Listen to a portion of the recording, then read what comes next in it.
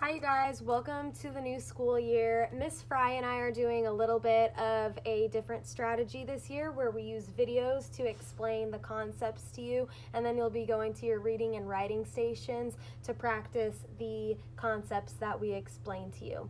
To open up the school year, we're going to start simple with genres. Okay, so genres are a category of reading or writing. So you can write in a certain type of genre and you can also read a certain type of genre. Basically what it does is it helps us understand what type of text we're reading and what type of text we're writing, which we're going to be doing all year long. So genres are categories of reading and writing. There's 5 of them that we're going to go over today. It's fiction is the first one, nonfiction, and then drama, expository, and poetry. If you have your reader writer notebooks with you, feel free to take notes at any time. You can pause the video, you can rewind the video. If you want, notes will help you reinforce the ideas that you're hearing by writing them down. I'm also going to be showing you examples that I have right here of each type of genre that we're going to go over today. There's 5 different categories, 5 different genres. Starting with the most popular one, we're going to start with fiction. Okay, so here's my stack of fiction books that we're going to be going over. So fiction is basically short stories or novels or books that describe imaginary events and people. Okay, I like to remember this as fiction starting with F, the letter F, fiction, F. Also fake starts with F. So fiction is fake. Fake people, fake events.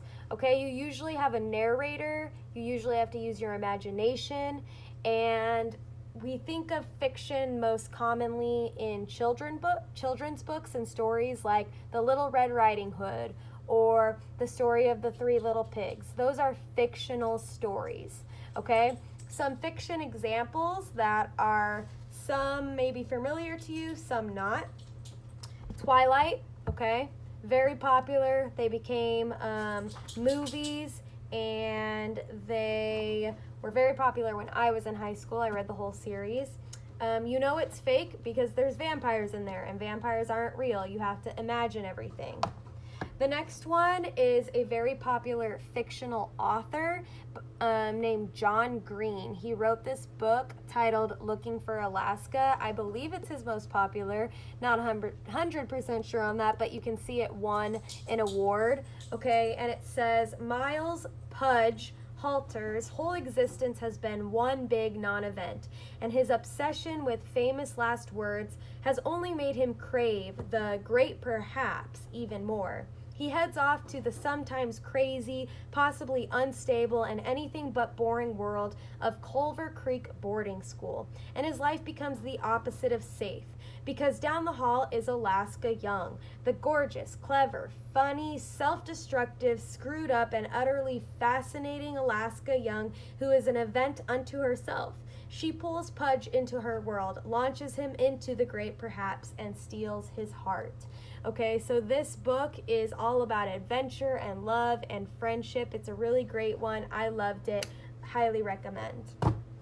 The next book that you'll probably read in high school or at some point in your life is called The Great Gatsby by F. Scott Fitzgerald. Okay, it's about the jazz age and a character, Jay Gatsby.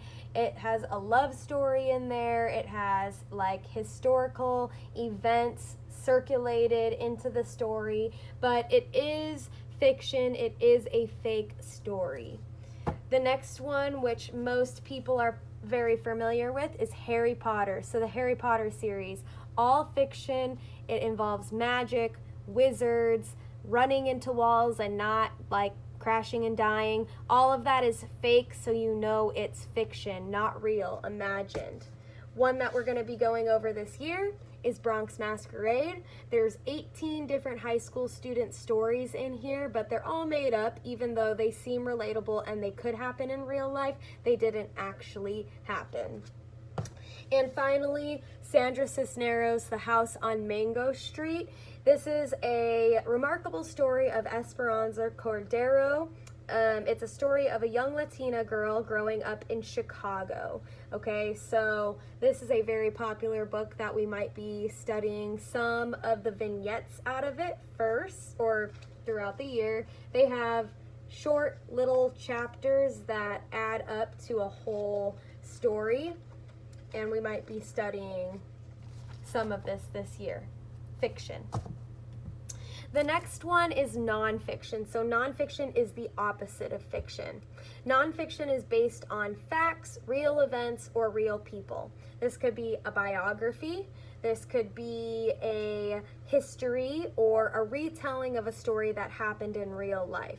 Okay, so I remember nonfiction starts with N and F, and so does not fake. So nonfiction is not fake. It's the opposite of fiction.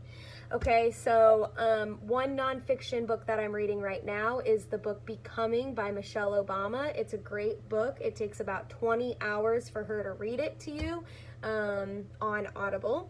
So I don't have it to show you because I'm reading it on Audible. This one was written by my professor, Julia Lee. It's a radical history of the Little Rascals. Okay, so it tells a lot of history of television, and all of it is real events that happened. I Am Malala is a self-written book by Malala. It's about real events that happened when her country was taken over by the Taliban and her becoming a famous women's activist and overcoming a lot of tragedy in her life. Highly recommend. Great book. The next one is Into the Wild. So it's a nonfiction story. This story actually happened. It's also made into a movie, and I recommend reading it. It happened, so therefore it's real, and therefore it is nonfiction. Our third genre is drama. So not the type of drama that we are seeing at school, but drama that's made for theater or plays or television, okay? Drama reads like a movie script, and they have acts, scenes, stage directions instead of chapters. So it's very different than what a book looks like. Here's an example that we'll be reading this year, A Christmas Carol. And in the Christmas Carol, you can see list of characters, and on this page right here, you can see Act 1, Scene 1, and it starts right there with a big, long monologue from the character of Jacob Marley. Okay, one that you might already be familiar with is the story of The Monsters Are Due on Maple Street. Okay, so that is another drama, a bit shorter. But on this page, you can already see characters, and you can see an act, and then once again, a monologue from the narrator. And then the next, you can see that there are parts that students can read and read in different voices. That's drama. Down to our last two is expository. You'll get to know expository very well this year. Expository provides facts in an educational manner. So expository explains. Expository sounds like expose, so you're exposing as much information on a topic as you can. Here's an expository book on yoga. It explains a bunch of positions in yoga. I like to do yoga, so that's why I have it in my personal library, and me flipping through it, you can see pictures of a guy doing yoga. This is explaining 5 different levels of leadership, and this is explaining how to write a good short story. And this is a big expository book for teachers on how to take in different reading activities. It exposes information on different reading strategies to help you guys learn how to read in a more fun manner than just reading all the time. Finally, our last genre, our last category of reading and writing is poetry. Poetry is written in short lines and stanzas, okay? Poems look like lyrics almost, okay? And so that's why a lot of people would say that poetry is similar to music and music is poetry. So they're short lines, short stanzas, sometimes they rhyme, and there's many different types. This artist actually became famous off Instagram because she would write her poems and share them on Instagram, and she got a book deal from it.